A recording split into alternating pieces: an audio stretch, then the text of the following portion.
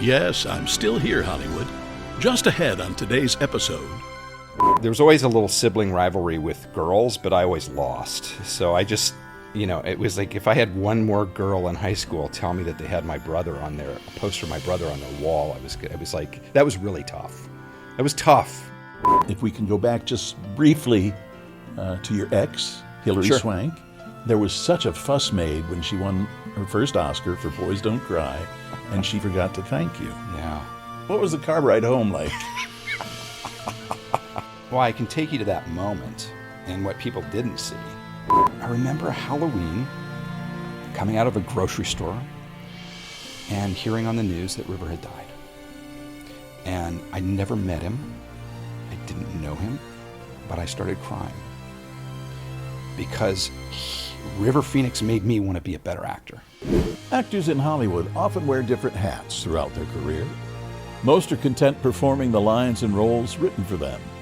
Others like to branch out and flex as many creative muscles as they can, all while lending support to who might be their famous sibling or spouse. And sometimes people in Hollywood don't necessarily get the thanks the observers think they might deserve. This is Still Here Hollywood. I'm Steve Kmetko. Join me with today's guest, director and Emmy-winning actor, Chad Lowe. Hi, Chad. Thanks for coming in today. Thank you for having me in. Oh, it's nice. Nice to have you here. We haven't seen each other in at least 20 years. It's been a while. Yeah, it has been. It has been a while, and I'm thrilled to get to see you, too. I was mentioning to you, and I like to embarrass you, put you on the spot, but we, in the Los Angeles area, got to grow up with you as kind of the trusted source in all things entertainment. And in fact, you reminded me of a time, right, where I pulled you out of the press line. Right, to make sure that you were front and center with my ex-wife when she was Hilary Swank, winning an Oscar. And I said, I saw first of many. I know. And I saw the line of people, and I was like, Steve, we need to talk to Steve.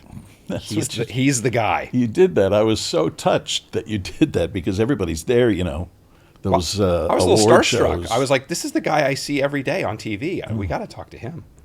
Thank you. I was half tempted to come in here and say, okay, Chad, talk. I'll do it. I knew you could do it. Has there ever been any sibling rivalry between you and Rob? Yeah, certainly there has been healthy sibling rivalry. I mean, and your kind of standard sibling rivalry when you're growing up, and it's competitive with whether it's sports or, there was always a little sibling rivalry with girls, but I always lost. So I just couldn't. It was like if I had one more girl in high school tell me that they had my brother on a poster of my brother on their wall, it was like that was really tough. That was tough.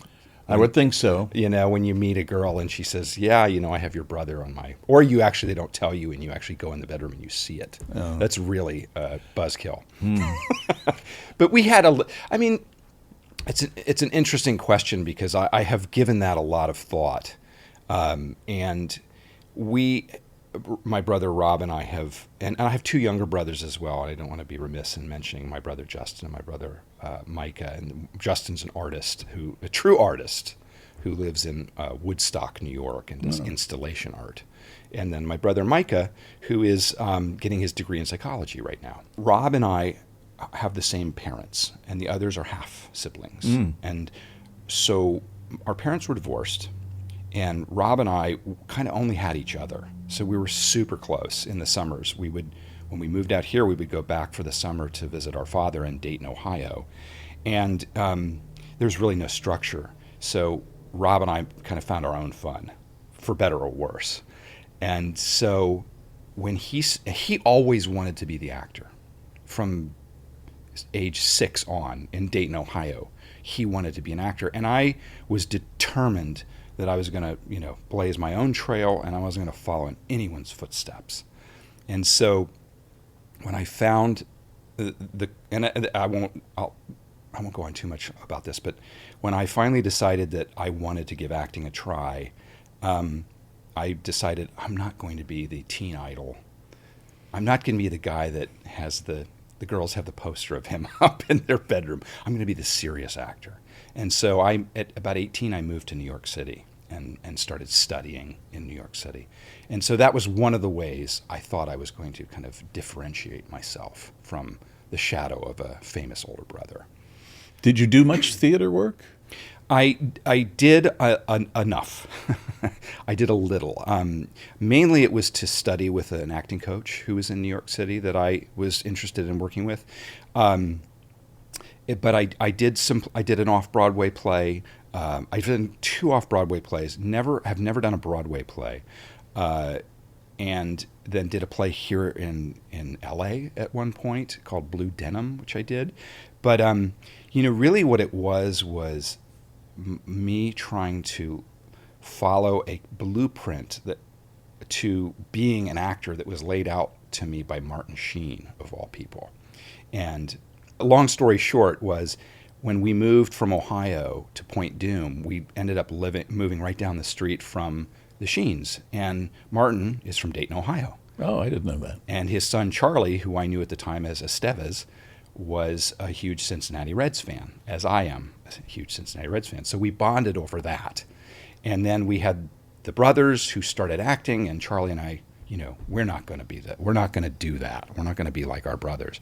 And so there was a trip to a David Bowie concert where I think Martin was going to meet David afterwards, Bowie. David, as though I was on a first name basis with him. But he was going to meet David Bowie, and I was going to meet Charlie, but I needed a ride. So Martin drove me from Point Dume to Anaheim in the traffic, which is about 4 hours. And I've never interviewed Martin. Oh my goodness, he's one of the best human beings. Yeah. He also, as he will say to you, he's a self-proclaimed windbag. You can't get a word in edgewise. So for 4 hours, he regaled me with stories about the Public Theater in New York City and Joe Papp and how he felt I was an actor, and I was 14 at the time. And hearing that from somebody that I really idolized was all I needed. And he kind of presented a way into the business as an actor that seemed different. To circle back to your question, that seemed very different from my brother. Is that what led you to acting? I mean, you said you didn't want to be you wanted to be a trailblazer, or you didn't want to follow in your brother's footsteps, yet here you are. Yeah, here I am. Yeah, exactly. And I've thought about that quite a bit, is how did I end up in that place? And also, going from sibling rivalry, if you will, to sibling admiration. And like most family members, like many families, we've had our moments of estrangement, and we've had our moments where we weren't as close. But I think when our mother passed away, which was about 20 years ago now, I think I know for me, I realized that any bickering or differences or rivalries that we had were really trivial and silly in the grand scheme of life, and that what mattered most was the closeness and the family bond and the experiences that I have shared with my brother Rob and my other brothers as well. And so there's nothing but incredible love and respect that I have for him, and I know he has for me. And also a realization that I am my own person, and my journey is my journey, and it's unique. I mean, I think to the kind of casual outside observer, it may feel like sibling rivalry or somebody following in footsteps, but I have my own path, and I'm my own person, and he's his own person. And the other thing that really helped me with any sibling rivalry was I realized that when good things happened to me, he was always the one person I wanted to tell first, and I wanted to share my joy and happiness with him. And so I needed to return that when he would share with me. So there's no room for jealousy or envy when you come from that place in your heart. That's nice. Yeah. I know when I moved out here, and my family was all back in the Midwest, I would hear things like, "You go out to Los Angeles and you fall off the face of the earth. We never hear from you. We never see you." Okay. Guilty. All right. I don't like picking up the phone all the time. Yeah. But, It is what it is. We all have our own journey. Yes, we do. Hey, tell me about more of your journey. Give me a list of the credits you have. Acting credits. I have it's been an odd, circuitous journey to get here. I mean, I like to tell people all the things I auditioned for that I didn't get, because it's a really impressive list of credits. That's one of my questions. What was the most disappointing job you didn't get? Oh my goodness. One of the first things I remember auditioning for when I finally decided that I was going to give acting a try was on Golden Pond. Oh. My memory is I got pretty close to that role. And I forget who ended up doing it. Doug? Yeah, Doug is the first name. Yeah. But anyway, he was great. I didn't get the part. But, to think that I even had an opportunity to read for that and be considered for that role. I read for Goonies. I didn't get Goonies. I read for 16 Candles. I read for Say Anything. It's like a pretty nice list of things I didn't get. But I think the one that, and I developed, I think out of survival, you kind of have to develop an attitude that if you don't get it, it wasn't meant to be. And it was meant for that person who got the part. And so I had always battled some, I would call it anxiety and depression, like many artists do, I've come to learn. And I would get horribly nervous before auditions, like debilitating nerves. And there was a lot of, I think, shame around that and embarrassment that I had this kind of, the nerves take over to the point that I would shake and sweat. And so I was always super, super self-conscious about auditioning and going in and putting myself out there, which is odd because you think, well, why do it then? But there was a calling. Mm-hmm. And if I could manage the nerves in an audition or even in a performance, whether it was a play or on a set, I felt this elation and joy and a sense of accomplishment and it was incredibly satisfying. The problem was I had these nerves. I had to overcome that. So one of the ways that I've been able to do that was to realize that it wasn't a competition. And when I went into a room filled with 10 or 15 other actors, some of whom whose work I admired, instead of looking at it as a competition, look at it as an opportunity. And for me, I also had to realize there was abundance. And so if this job wasn't meant to be mine, something down the road would be. And so I had to come from that place mentally, and it really helped. I just stopped looking at other actors as my competition. I just had to stop doing that. I have to go back to On Golden Pond for just a second. Did they have you read with Catherine or? I don't believe so. I think it was Mark Rydell who directed that. Oh, right. I think I just read with Mr. Rydell. But I didn't get to that point. That would have been incredible. I mean, that would have been incredible. I did then, as we stay on the topic of things that I didn't get, one of the movies that I and again, now coming at it with this attitude of, it's not a competition, and if it's meant to be, it will work out. And I read for Running on Empty, right, which was River Phoenix. Yes, and Sidney Lumet. Yeah, was Running on Empty. And wasn't it Christine Lottie? Christine Lottie. Judd Hirsch. Nice. Martha Plimpton. See, this is why you're a legend. You just yes. So it's a long story that kind of leads to something. And this is also one of the realizations for me that if I didn't get the part, there was a reason why, and maybe it was preparing me for something else, or I was now available for the next thing that was going to come along. And so when I got this message, my agent said, look, there's this movie, you should read the script. They're seeing people in New York. You'd have to get yourself to New York, but you could meet Sidney Lumet. And I thought, well, I'm going to fly myself to New York and meet Sidney Lumet. That's a no-brainer. And then I read the script, and it was incredible. And the role was incredible. So I flew out to New York to meet Sidney Lumet. And I remember going into his office, and he was so disarming and just so wonderful. And he's eating a big ham sandwich. He's got mustard all over his face. Come in, kid. And I was like, this isn't very formal. I'm immediately comfortable. And he hands me the sides, and he says, why don't you read this? And we read together, just with Sidney Lumet and his ham sandwich and the mustard on his face. And when I finished reading, he says, can you come back in tomorrow? Well, of course, I was supposed to fly back. But I said, yes, of course, I'll come back. And I ended up reading with, I believe it was Martha Plimpton. Was it Martha Plimpton? Yeah, I think so. I believe it was Martha. And Griffin Dunn was producer. And it was a bunch of producers. And now it felt like a real audition.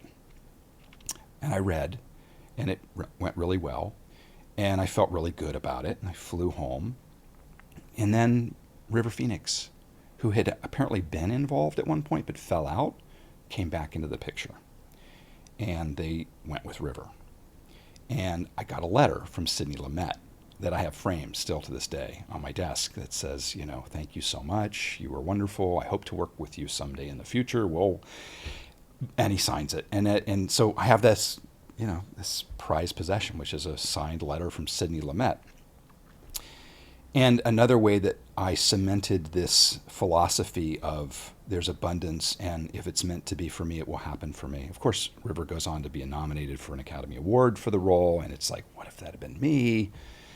And I remember Halloween, coming out of a grocery store and hearing on the news that River had died. And I never met him. I didn't know him, but I started crying. Because River Phoenix made me want to be a better actor. He was somebody that I looked up to. And somebody who, did a role that I was very close to and did it incredibly well. So he was the standard for me. And then he was gone. And I realized how precious this time is and how lucky and fortunate we are to get to do any of it. And so it really affected me, his death, even though I'd never met him. Didn't know him at all. I have friends who knew him, but just to see somebody who, in a blink of an eye, with so much talent, with such a bright future, gone from the earth, was incredibly powerful for me, and I've kept it with me to this day. Maybe your heart's in the right place. Compassionate. Can I finish on where this goes? Yes. I was just looking up to see if I was right about Martha Plimpton. I'm pretty sure it's Martha.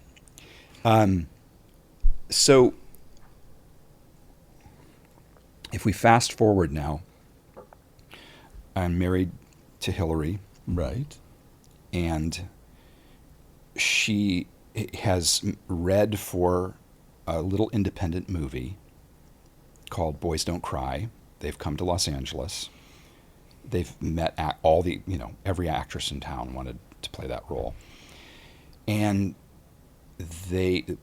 afterwards they go back to New York. It's Killer Films, a small, great, art house film studio, Killer Films, and Christine Vachon, who runs it. And they just make incredible films. So the director says, and the producers say, we really like Hillary, but we don't have it in the budget to fly her out to New York, and we need to see her read again. So her manager says, absolutely not. No way. You can fly her out, you can offer it to her, but she's not coming out there. And there's this kind of standoff. And Hillary's saying, I don't know what to do, I mean, they're not gonna, I don't think I'm going to get this role, but I really want it. And I said, many years ago, I flew myself out to read for Sidney Lumet. I didn't get the part, but boy, what an incredible life experience that was for me, and it made me a better actor. I suggest you fly yourself out there. We'll figure it out. It can't be that much money. In those days, neither of us had much money, so it was like, we'll make it work. Just fly yourself out there, stay with a friend. And of course, her manager was furious. Her manager, who she was not with much longer after that. You can't do this. They should be paying you. And so it was the Sidney Lumet experience that where I was able to have the perspective and the foresight to say to her, no matter what happens, this is going to be a good experience for you. You'll always take this experience and grow from it. Because the odds of getting any job are, You got to take chances here.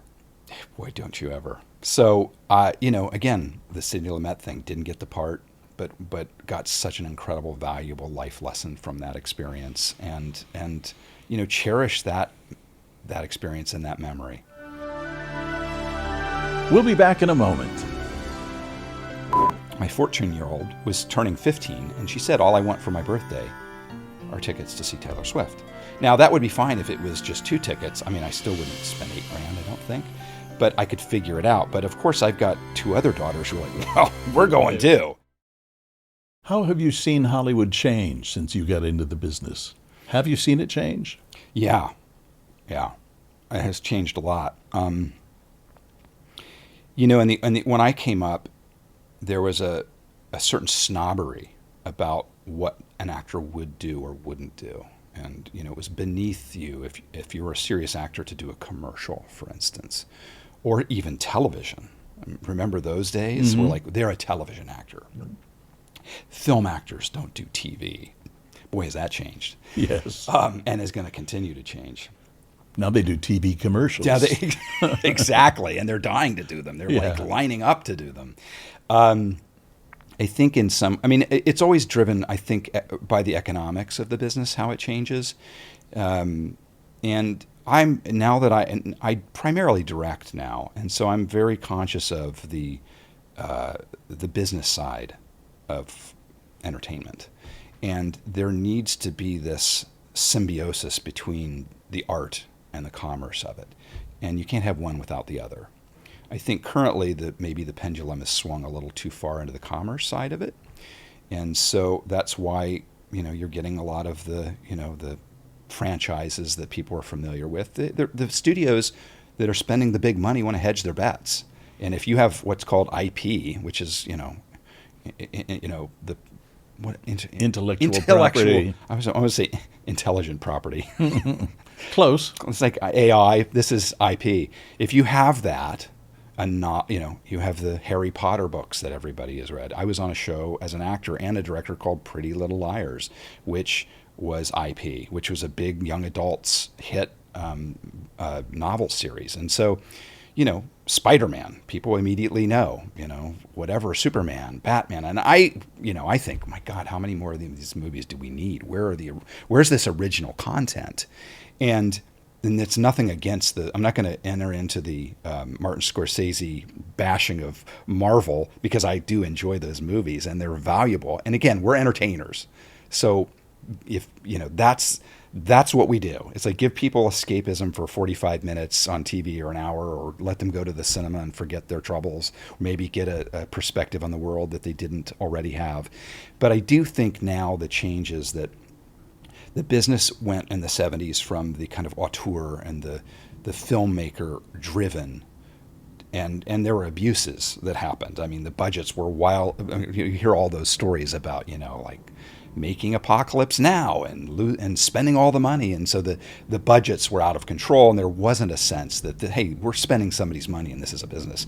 Now it's, all the executives are coming from Ivy League business schools, and they're, not to say that they're not creative, but they're driving their decisions to make projects based on the economics.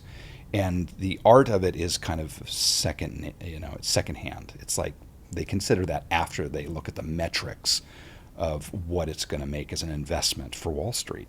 So it's really, and I think that's happening in many sectors. I'm not sophisticated enough in business, but I have this suspicion that Wall Street and corporate America is really kind of, the pendulum has swung too far in their favor, let's say. That's why I was so excited, and I haven't seen it yet, but to see Coppola's movie. Metropolis, or have you seen it yet? Megalopolis? No. I'm dying to see it, because that's the spirit of movies that I came up in. When you'd go to Westwood and there would be, a blockbuster. That term came from that these blockbusters meant there were lines around the block. They busted the block. with the lines. I mean, remember those days, the golden era of cinema when it was an event and, you'd go and you'd get in line to see, and you had to be there the first day that it opened. That doesn't happen as much as it used to. No, it and it's doesn't. a shame. I remember going to a theater, my neighborhood theater in Chicago when I was a kid, not that much of a kid. And at The Exorcist, they were lined up around the block. Right? It was an R-rated movie, and my brother-in-law had to take me because I couldn't go in on my interesting. own. Yeah. Did you ever recover? yeah, I did. I didn't recover from that movie. I'm still horrified. But it was so big. Yeah. The effects and everything were so big that I tended to think back on it and laugh now. Yeah. I watched it on television not too terribly long ago. And, they added some things to it, her walking down the stairs backwards. Yes, of course. Yes, on her hands and knees or whatever. So, anyway, let's see. Oh, you won 2 Emmys, didn't you? I was nominated for one, a daytime Emmy, for remember after-school specials that we do? Those were the best. Very important subject matters. So I was nominated for an after-school special, a daytime Emmy. And it was funny because in the category, I'll never forget, I think I was up against Whoopi Goldberg for some daytime thing she did. And I'm like, I'm not going to beat Whoopi Goldberg for an Emmy for some after-school special that I did. And then there was Life Goes On, which I did end up winning, if you call it that, getting the Emmy for Best Supporting Actor on a drama series. And, Life Goes On was just like one of the most incredible experiences of my career. How come? It was meaningful. It was entertainment, because again, I really wrap my mind around the import of what we do, because we're not curing cancer. My heroes are teachers and, civil Your mother was a servants. teacher. She was. And people who kind of quietly serve and provide services in their communities. And actors, I'm very uncomfortable with the amount of attention that's paid to celebrity and to actors. When I see other people who just do things that are really shaping and changing society for the better. And I just go, well, my job is important because I give those people, escape, or I give them entertainment, and that's valuable. But when Life Goes On came around, it kind of fulfilled a social message. And so I felt like what we were doing rose a little bit above just pure entertainment. And the character that I played, because I came in the 3rd season, I believe it was a young high school student who was HIV positive. And what had been done before was, they had Boys in the Band, and they had other shows where they dealt with the AIDS crisis in a way that showed a character with AIDS, and then they died. But what we were the first to do, and I have to give all the credit to the producers and the writers, because they were the ones who wanted to tell this story, and to the network, because the network kind of said, okay, fine, you guys are opposite 60 Minutes on Sunday nights, do what you want to do. And they said, we want to tell the story of living with HIV and AIDS. And so I was cast in this role and was given the opportunity and the privilege of playing the first character on national television who was not dying of AIDS, but living with it. And the amount of people who still to this day stop me on the street and tell me how seminal that was, how important it was for them to see that, and how it opened up a conversation in their family with their parents. Just was, it's humbling on such a deep level that you actually can have that kind of impact on people's lives.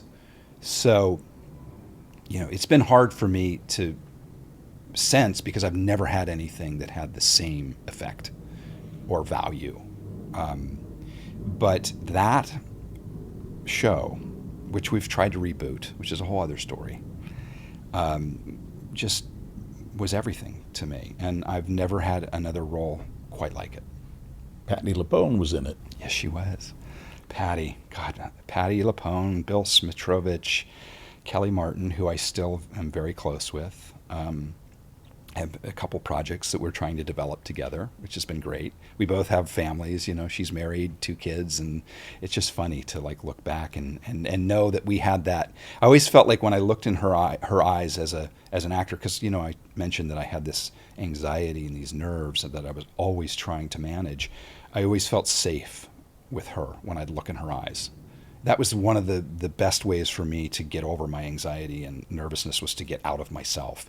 And so I think that's what makes me a good actor, if I may say so, is I really have to focus on the other person. And then it's no longer about me, it's about them. It's about you. You may say so, by the way.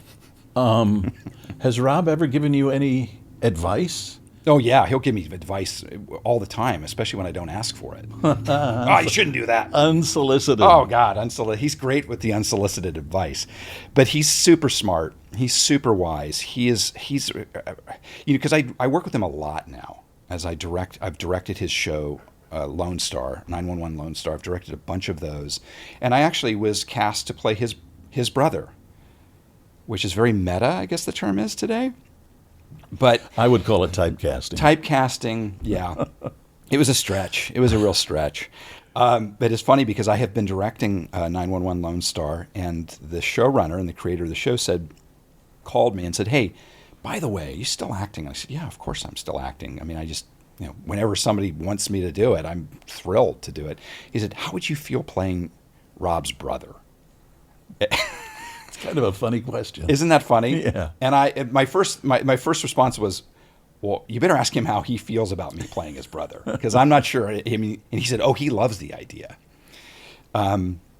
So I was played his long. It was a really, what's neat about it too was the way the characters met was we didn't know in the story we didn't know about each other, and Rob's character's father, Owen, his father was dying, and he went back to California to be by his dying father's bedside and meets this guy in the waiting room who talks about how incredible his dad is, and like, my dad's here and he's not well. And he says, yeah, my dad's here too and he's not well. But we both have incredibly polar opposite perspectives on our fathers.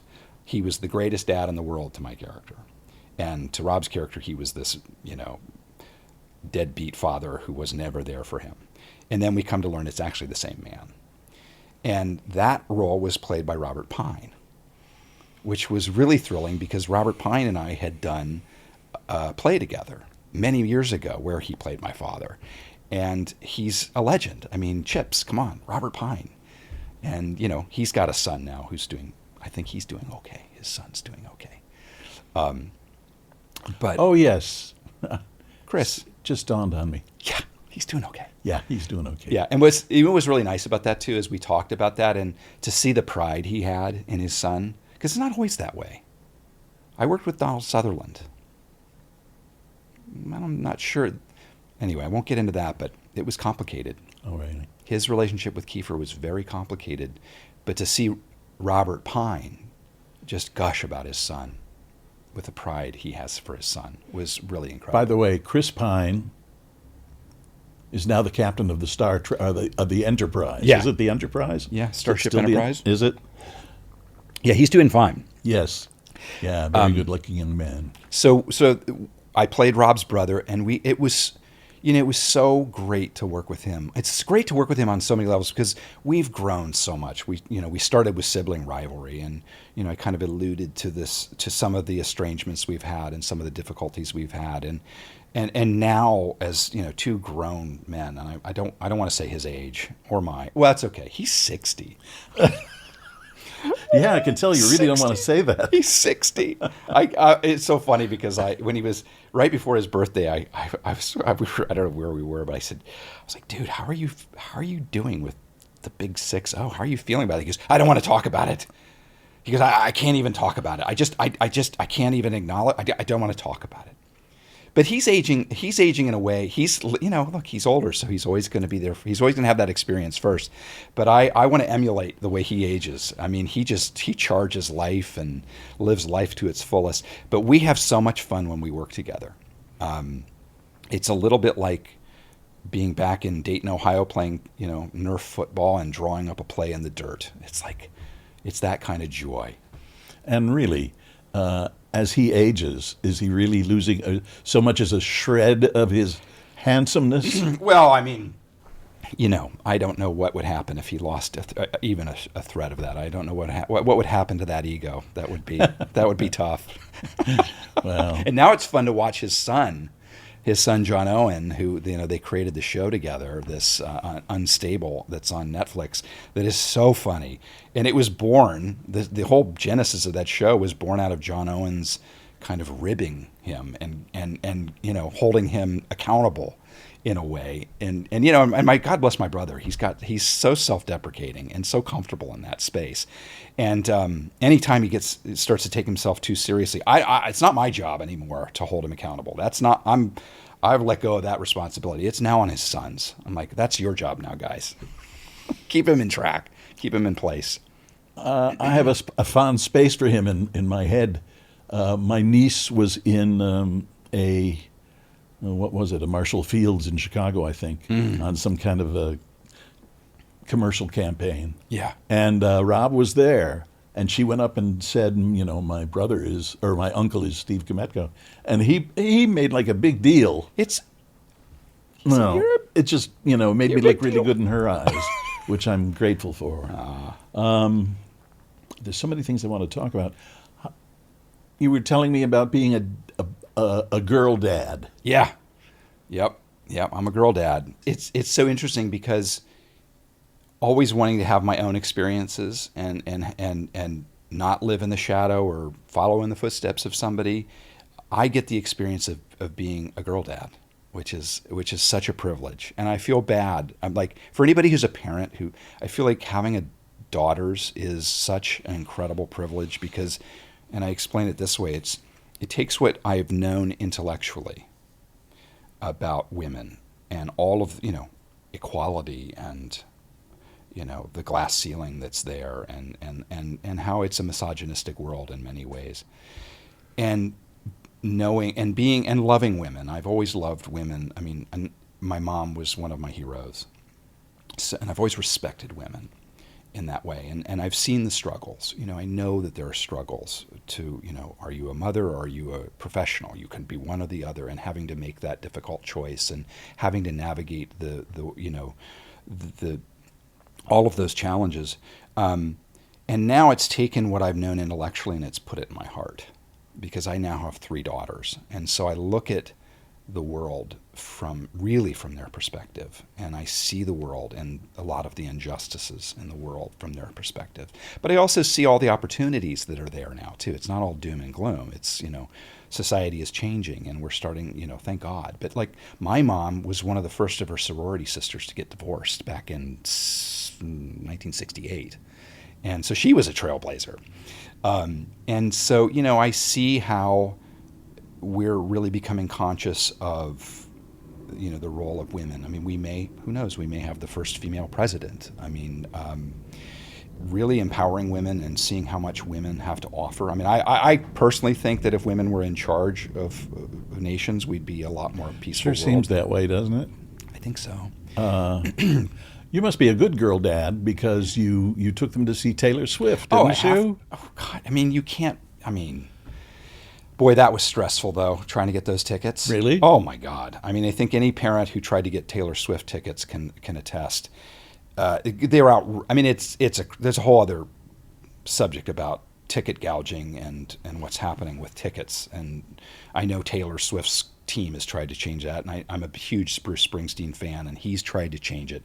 But I mean, the tickets nosebleed section were going for $4,000 a piece, and I'm like, guys, that's not happening.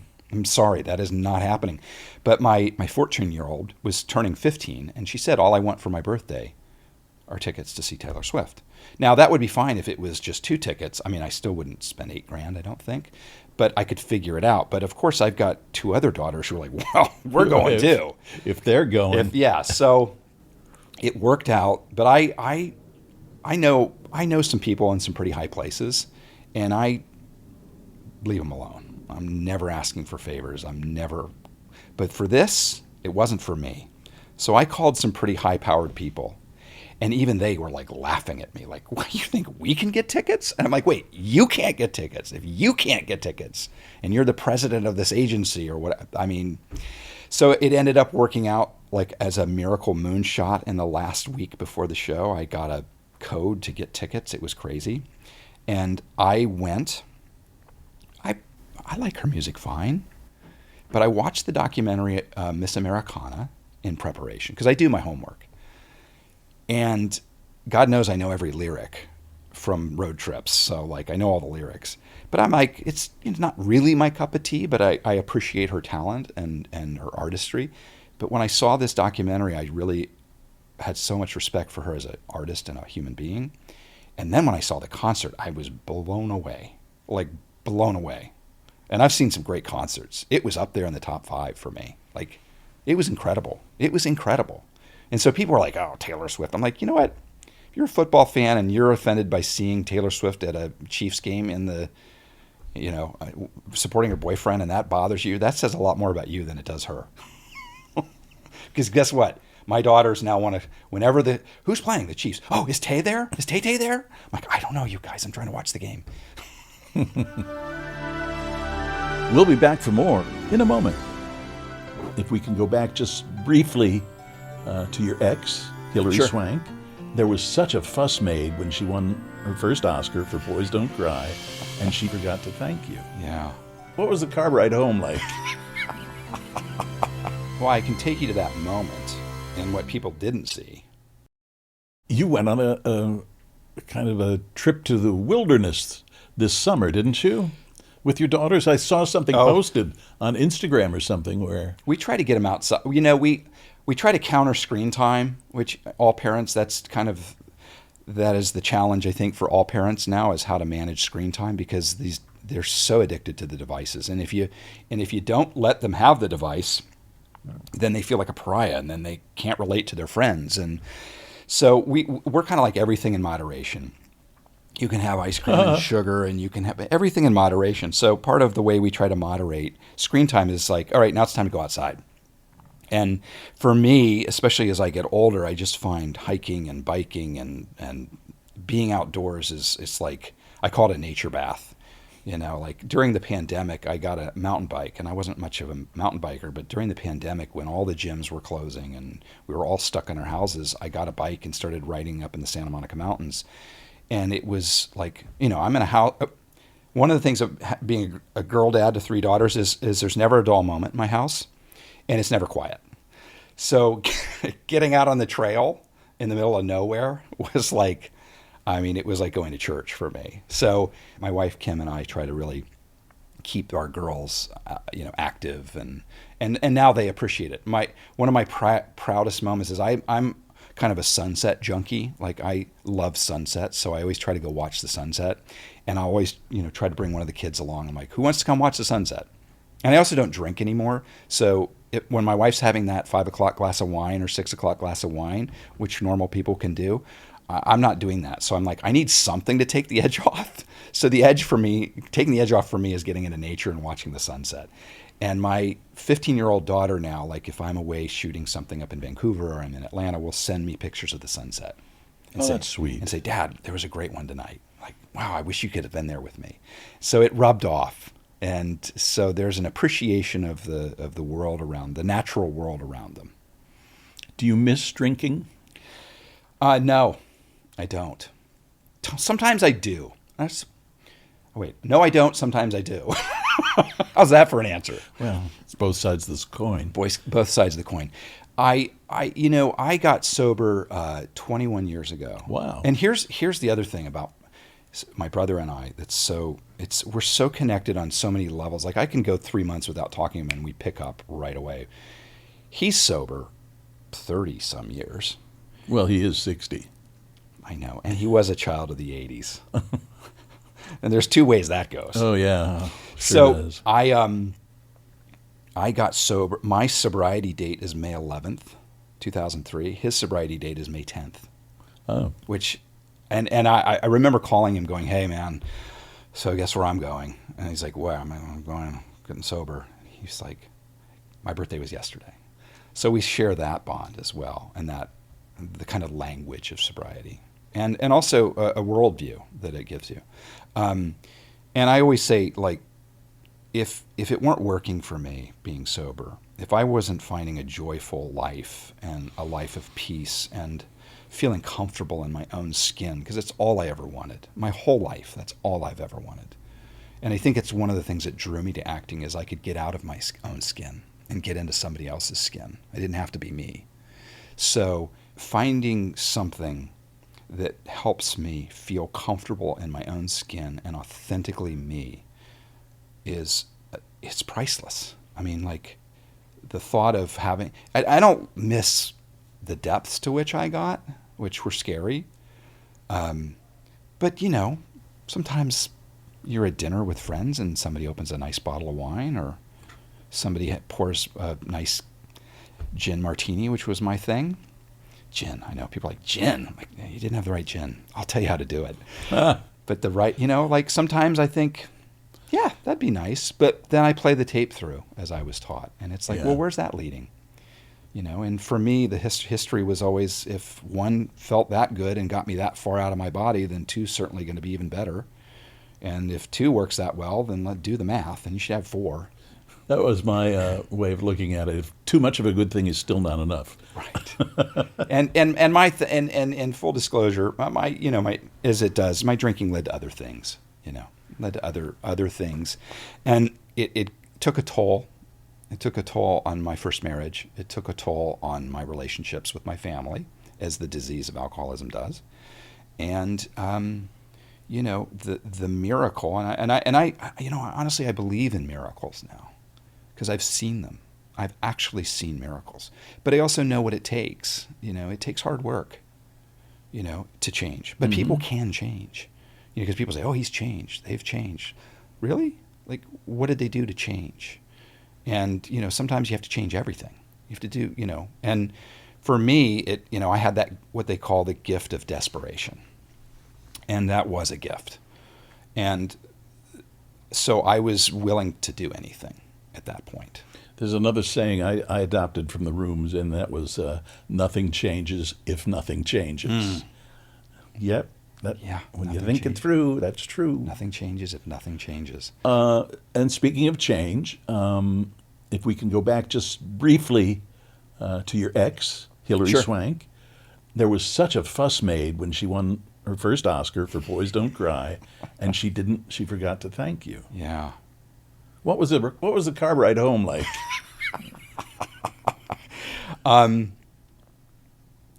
You know, I can take you to that moment, and what people didn't see is that as soon as, you know, because, and now people are kind of become aware that they, you know, as soon as somebody gets up there, they start flashing, you know, a countdown of like 30 seconds. Mm-hmm. And I think that's crazy, because you know, an artist works their life for that moment, and you're giving them 20 seconds. Whereas then, you know, you got your host going on and on with scripted jokes for 5-10 minutes. And you're like, I'm there to see those moments where someone's life goal is recognized. So there was the pressure of that. And once they said basically wrap it up and they play you off the stage, remember Julia Roberts with her calling him Stick Boy? You know, the look of terror and horror on her face as they were basically ushering off, because she recognized that she didn't, was a horror. I felt so bad for her. I didn't really even think about it from my perspective. I just felt so terrible for her. And I also, the first thing I said to her, she didn't need to thank me. I mean, she thanked me enough. Like, you know, yes, there's an expectation publicly that you'll do that, but I didn't feel unappreciated. You know, I didn't feel, you know, taken for granted or forgotten at all. I just felt for her really like I wished I could change it for her to kind of ease her burden. And it is interesting that it comes up quite a bit. Does it really? Around the Oscars, there's always the Oscar curse. And I don't believe in an Oscar curse, but I do know that it's an incredible amount of pressure to be in that position. Because what we do as a society is we love to elevate people and put them on a pedestal and then take turns throwing stones at them to knock them down. And where do you go from the top of a mountain? A friend of mine used to say, nothing grows on a mountaintop. And it's true. And so where do you go when you're at the pinnacle of your career? And I think Jung used to say, my condolences when someone would win an award, because you know where you're going from there. There's only one place to go from there. And it takes a very evolved person to be able to handle that fall from being at the top. It's lonely at the top, and I've witnessed that. I've seen what that does. And I've witnessed it in other people too. And so it was now I look back and it's like, to me, it's such water. All of it is water under the bridge for me. I mean, my wife and Hillary, have a relationship. Oh. I mean, they don't hang out, but she would call her if she needed something, or, my daughters, it's interesting, when we went to Telluride in Colorado during the pandemic, my wife, Kim, was so smart and said, we need to get out of LA. The kids are going to be remote. Let's get out of this house. Let's go somewhere where we can be outdoors. So we went to Telluride. And it just so happened that Hillary bought a big ranch in Telluride. And I didn't know this. I mean, I don't talk to her every day. She's married and has kids, and let her have her life. But we ended up visiting her up on her ranch. And I have this amazing picture of Hillary in like one of those I don't know what they're called, but ATV kind of like farm vehicles. Hillary's driving, and my 3 girls are sitting next to her, and my wife's in the passenger seat. Well, that's a nice keepsake. And I just thought, that's it just warmed my heart, because I went through as a child, parents who divorced and didn't like each other, and were pretty vocal about that at times, and that takes a toll. And I'm sure it took a bigger toll on them to have that kind of anger and that kind of bitterness and resentfulness in their hearts. And, that'll just eat you up if you just hold on to that kind of stuff. And I've made peace with my past in so many ways. My side of the street is clean.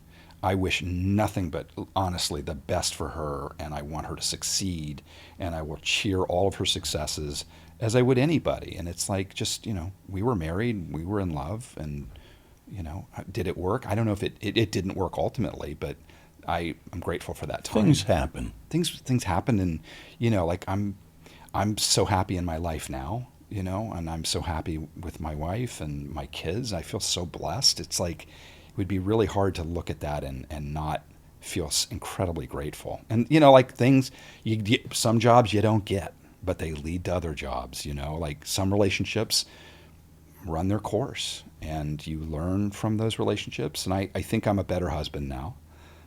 I think I'm wiser, probably more patient now. I'm certainly a better dad than I would have been, I think. Let me ask you, do you enjoy acting or directing more? I think if I had to choose, I would choose directing. And I think finding directing for me was when I really realized that that was kind of what I was called to do. Now, I love being an actor, and as Martin Sheen said to me when he sold me on being an actor, he says, being an actor is a way of life. He said, being an actor is being able to put yourself in other people's shoes. It's about empathy, and it's about observing the way people behave. And I just was so in when he described it that way, because it was so contrary to acting is about getting the job and being on magazine covers and winning a war. It was a way of life. And so that's what I bought into, and that's what I pursued. And I've always been somewhat uncomfortable in the spotlight in ways that I see other people aren't, or at least I can't speak for them. I don't know what's in their hearts, but some people seem incredibly comfortable, and and kind of crave the spotlight. I'm now comfortable in it, but I don't crave it.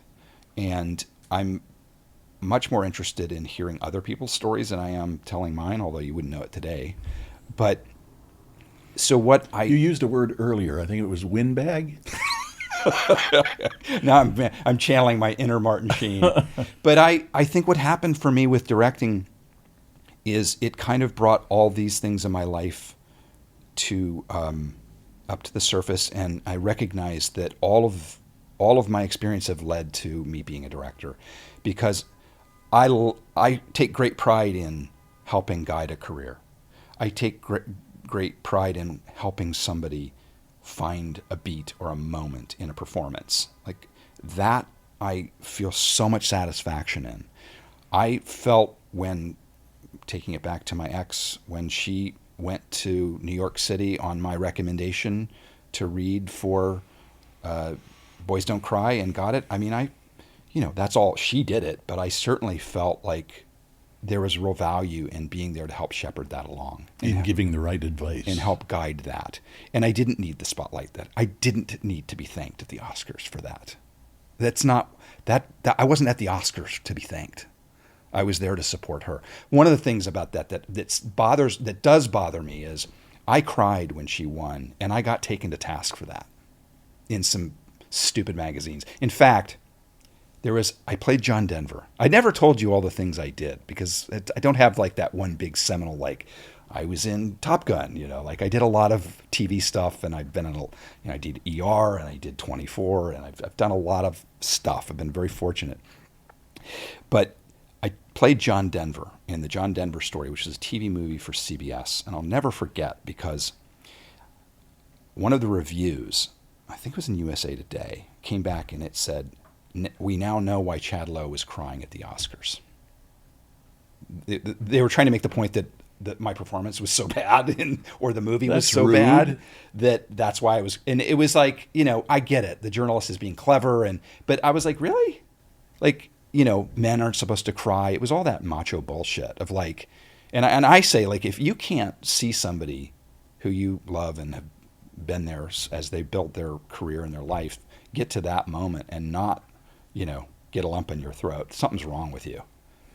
So that was the only thing that I, at the time, and thank God it's changed. And I think we are evolving as a society to realize that it's okay for men to emote and feel feelings. It doesn't make you less manly, whatever that means. So that was really weird when that happened, and that hurt. That I felt angry about when people were taking me to task for shedding a tear at that moment. I was like, really? What are your biggest concerns raising girls in Hollywood? Well, I have one who's like on that. She's like, I am going to be an actress. I mean, she reminds me a little bit of Rob, in that Rob knew what he wanted to do. He'd tell anybody, hey, I'm going to be an actor. This is what I'm going to do. And she's that way.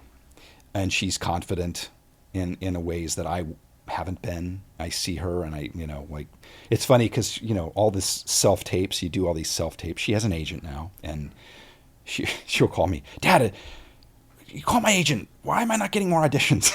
I'm like, what? Let me call my agent first. Find out why I'm not getting an audition. But she's an actor. She's just determined to do it. So I feel like, look, some of the best people and some of the smartest people I've ever met were actors or are actors. And I mean, I look at my friend Kelly Martin, who, was on Life Goes On and schooled on the set and ends up going to Yale and has a degree from Yale. And like, you hear about these people who, not that getting a degree from an Ivy is our goal for our daughters, but the point is staying involved, helping them navigate. And I have some experience with that. Is I think what separates a successful, and I don't mean success measured by jobs or stardom, but I mean success as far as being a fully evolved human being whose life is filled with meaning, and that result will be happiness. To help shepherd them along, our daughters, my wife and I both feel this way, is we're involved, and we're not just sending them out. This is their calling. We're not pushing it on them. We're just helping them navigate these waters. I'm also slow playing it a little bit with her because she's in such a hurry, as I was. And I'm like, there's plenty of time. And so, it's being involved in the choices that they'll ultimately make as actors, and what they'll do, what they won't do. And just being there in a way. And because I've noticed that a lot of the cautionary tales of young actors, and there are far too many to mention, and they're well documented, the kind of common theme is really fractured family life and childhoods where they were kind of raised by wolves, or or they had a parent who was overbearing. You think of the Andre Agassi when he wrote his memoir about his dad, and you think of some of the other young actors who came up and they were basically living their parents' dream vicariously. So, we're very conscious and purposeful, I guess is the word, about how we expose them to the entertainment business, because it's not all bad. I mean, it's provided me a really beautiful, incredible life. I'm really, really grateful. And yet there are a lot of pitfalls along the way. And we'll be right back. What was the scariest thing that ever happened to you on the set?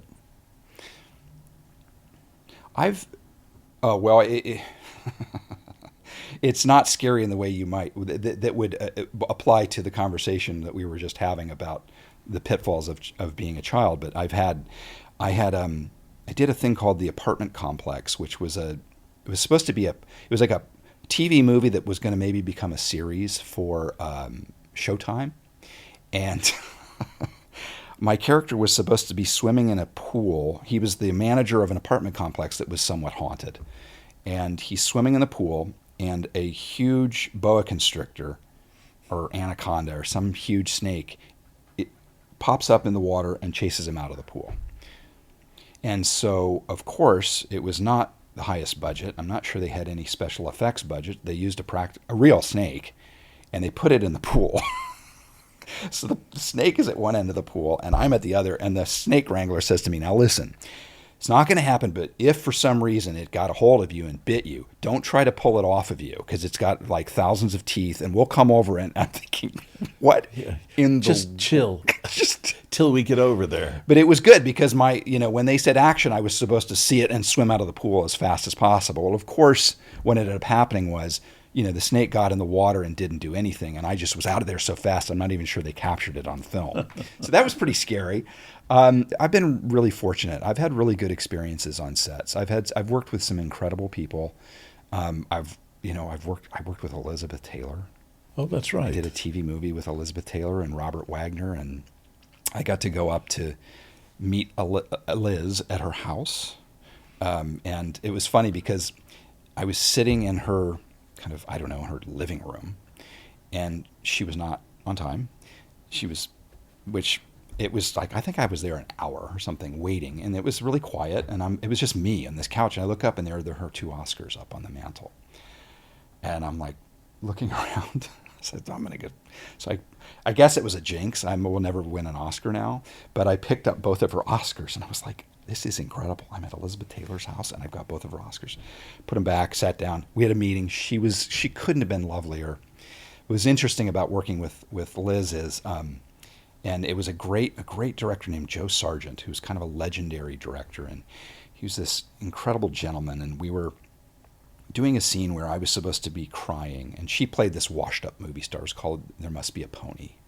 And so she was this washed-up movie star, and I was her son. And there was a scene where I come in, and I'm upset, and I'm crying about something. And she's, "Oh, come here, it's okay." And I she lay down on the bed with her, and she kind of, comforts me. And so we do the master, and we do her coverage, and then set up on the turnaround for the lights and come back, and there's a script supervisor holding the script. I'm like, "Where's Liz?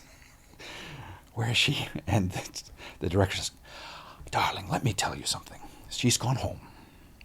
And he goes, "What can I say? It's the price we pay for working with royalty." That's what he said. So, that was interesting. I didn't have a grudge against her. I thought, well, it's Elizabeth Taylor. I mean, we're working with royalty. I remember we were doing they were towing the car and up and down Sunset Boulevard, and they were filming us in the car. And we went one length up Sunset Boulevard, and people were kind of looking, oh, they're filming something. What are they filming? And by the time 10 minutes later we came back, it was lined like it was a parade. It was like Macy's Day Parade. And people were, because the word had gotten out that Elizabeth Taylor was there.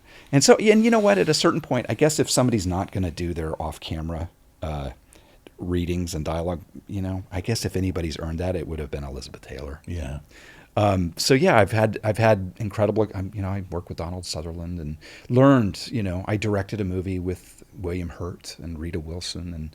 And, I've had and what I've taken away from that is you've gotten to know them and gotten to know their process. And I've taken a little bit of each one of those exchanges and experiences. And, it's kind of like take the good and, you can discard the rest. But, like as a director, if I see it, somebody once said to me when I started directing, they said, just remember this, amateurs borrow and pros steal. And I've always remembered that. So like if I see a great shot in a movie, I'm like, I'm stealing that shot. I'm going to take that shot and then say, that's great. Where did you come up with that? Everything's stolen. Wasn't Elizabeth Taylor beautiful? Oh my God. It was Mickey Rooney, Jimmy Coco, Elizabeth Taylor, Robert Wagner. I mean, legends. And I'll never forget, we were shooting down at the Hollywood Park racetrack.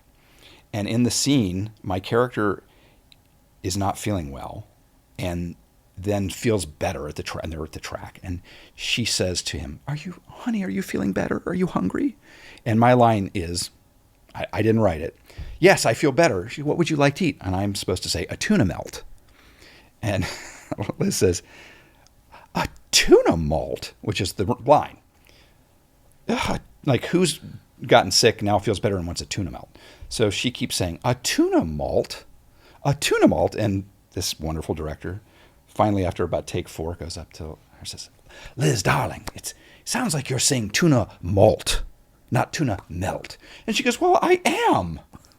He says, no, it's a tuna melt. She goes, what is that? And I see them having this conversation for like 5-10 minutes where he's explaining a tuna melt. Well, darling, what you do is you take a can of tuna, you chop it up, you get some mayo, you get some onions, and you get some celery. And she's going, that sounds divine. And she calls out to her assistant. She goes, I forget who it was. She goes, I'll have a tuna melt for lunch. And she invites me to sit and have lunch with her, to have tuna melts. But she thought it was a tuna malt. That goes in the memoir. Someday I do think I want to write something. I do have a lot of stories. But I've always wondered, like, who would care, who would want to buy it, so much. So that stops me from doing it. But then I think, you know what, that's exactly why you should write it, because what I would write about is stepping out of the shadow. Yeah. And I've always thought that would be the title of my autobiography, is Stepping Out of the Shadow. Because, I found myself at some point in my life in the shadow of 2 very famous people who, wonderfully talented people. And it forces you to look at yourself without rivalry. It forces an introspection in a way. And it was from that journey, it was from that place that I found myself in, where I actually found myself, where I really went, who am I? And sobriety, realizing that I had a higher calling and a higher power and a plan, and I don't know what it is, but my job is to show up for it authentically as me, not as someone else, not as an expectation of who I'm supposed to be, not my parents. And I think this is where it's relatable for everyone, is we all have an expectation of who we're supposed to be, oftentimes based on our childhood or based on our parents' expectations. And so going back to being the father of any children, but especially these 3 girls, is, help them find their authentic center, help them find their authentic self. And, my father, I love him to pieces. He's like, his life is about finding happiness. And for me, what I've realized is that's valuable, but that's the result of meaning. Happiness to me is a result of having a life of meaning. And so, as we learn, we stop chasing the result. And I can take that into my work.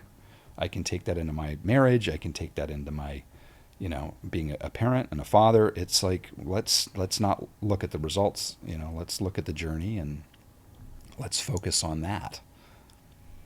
Chad, I think that sounds like a good ending. We've been talking for a long time. I'm a windbag. Well, that's the only thing Martin taught me. When they ask you a question, just don't stop talking. Oh my God, we could go on and on because I'm sure you got some stories too. When are you writing your memoir? I wrote quite a bit of it, and I just put it down. I don't know why. Maybe this is the motivation for you to pick it up. Maybe. This gives me an ending, I think. You have a very unique perspective on things.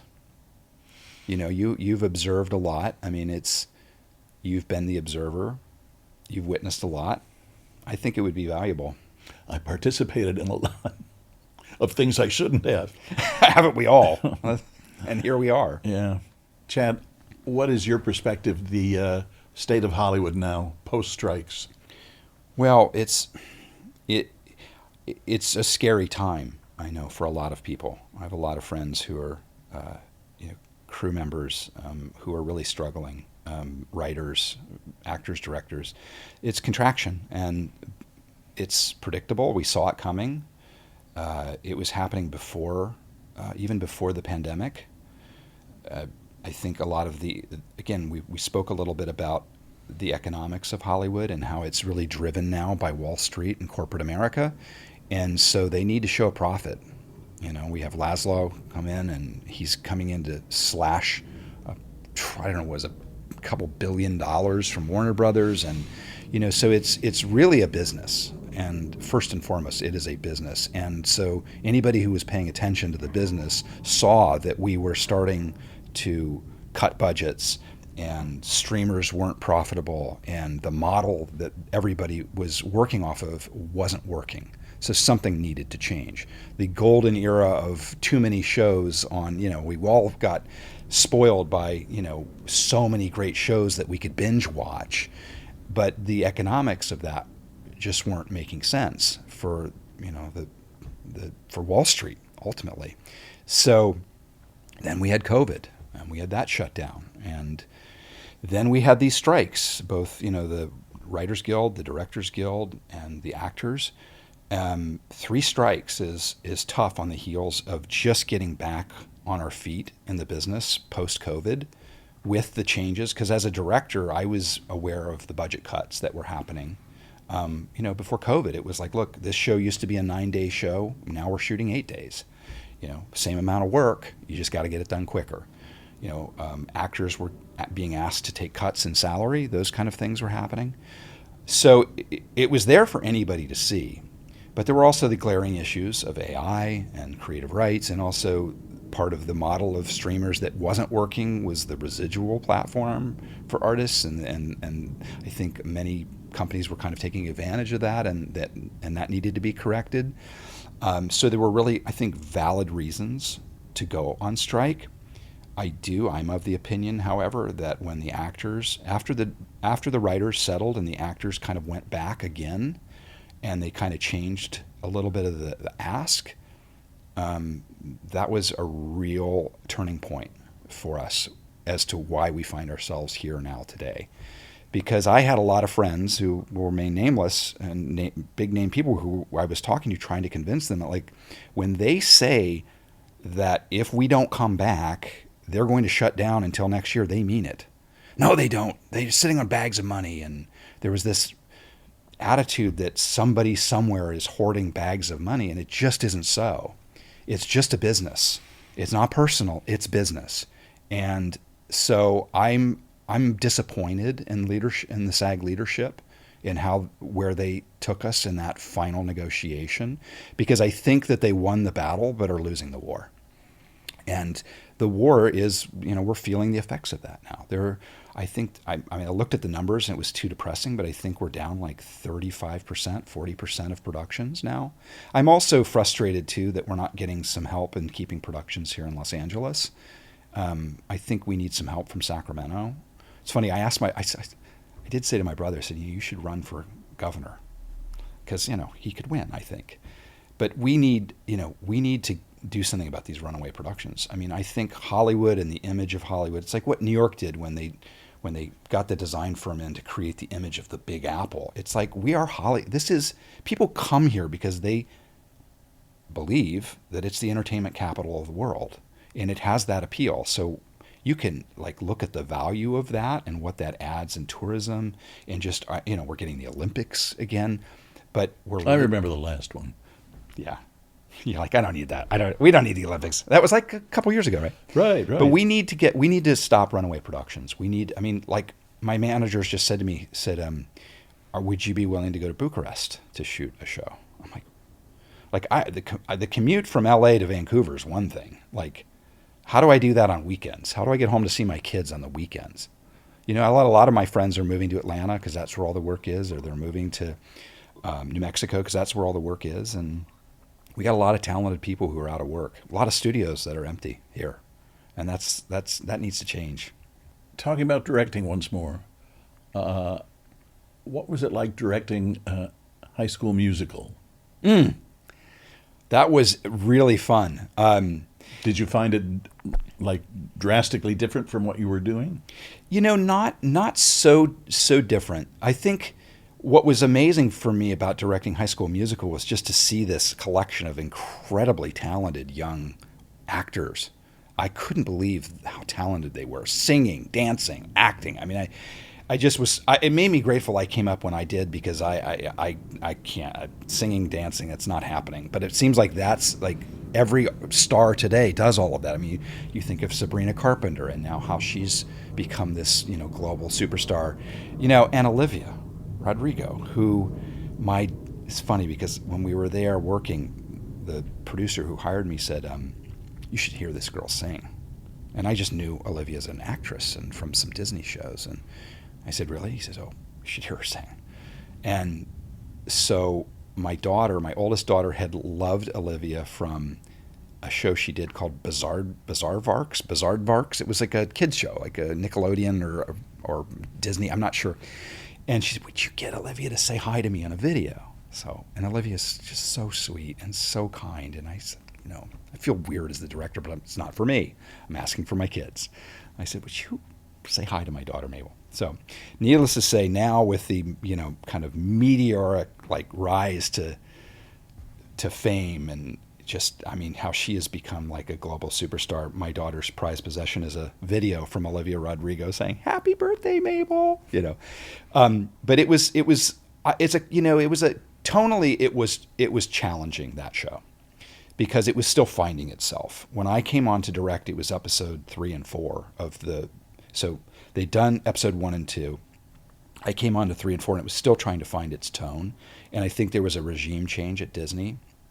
So when I was there, I think it was leaning a little bit more on the dramatic side.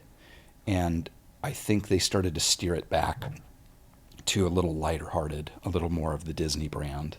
And so I did those episodes. I didn't go back to do more of them, but I really had a great time when I was doing it. What is your guilty pleasure TV show these days? See, I don't watch a lot of TV because it feels like work to me. Because a show has to be really, really, really good for me to not notice the cutting pattern, to not notice how things were staged, how they were blocked. Why did they use that cut? Oh, that's interesting. Why did they go from a wide to a tight? Because I'm always working, and that's the work that I do as a director. Because as an actor, I have this innate understanding, and I've spent a lot of time understanding script analysis, and I'm very comfortable talking to actors. What I've had to do in my journey as a director is understand the technical side of it, and because I don't want to just be known as a director who's good with actors. I want to be fully evolved, where I'm good with camera, I'm good technically, because it's all the tools of storytelling. And so when I'm watching TV, my wife watches, has her shows, and I'll go in, I'm like, what are you watching? And I'll sit and watch it. And if it holds my attention, then I know it's really well done. But normally I'm watching well, that was an awkward blocking, and what, this is a very static scene. And so I have things I love. I mean, I loved Severance. I cannot wait for that to come back. But I mainly watch documentaries. And the funny thing is, my wife loves Grey's Anatomy. And I have a hard time sometimes watching Grey's Anatomy because it's always like somebody bringing in their kid who's sick and dying. And I'm like, oh, this is too painful. I can't, it's too, like, I got kids of my own. I can't watch this. And she's like, what do you mean? And I was like, it's too painful. It's just too close to, I can't watch this. And then she comes down and finds me watching, like, some documentary about Darfur or some, really serious documentary. She's like, wait, you can watch this, but you can't watch Grey's Anatomy? What is wrong with you? There's something about the documentary space that I'm just obsessed with and love. So, but I Young Sheldon's probably Young Sheldon is probably it's not guilty pleasure. I have no shame in it. It's really well done. It's one of those shows that appeals to multi-generational. My kids love it and I love it too. Well, thank you, Chad. I really enjoyed this. Yeah, thank you. I enjoyed it too. Till we meet again. Let's not make it 20 years. No, okay. Okay. Well, I don't have that many left. No, come on. Still Here Hollywood is a production of the Still Here Network. All things technical run by Justin Zangerle. Theme music by Brian Sanashin. And executive producer is Jim Lichtenstein.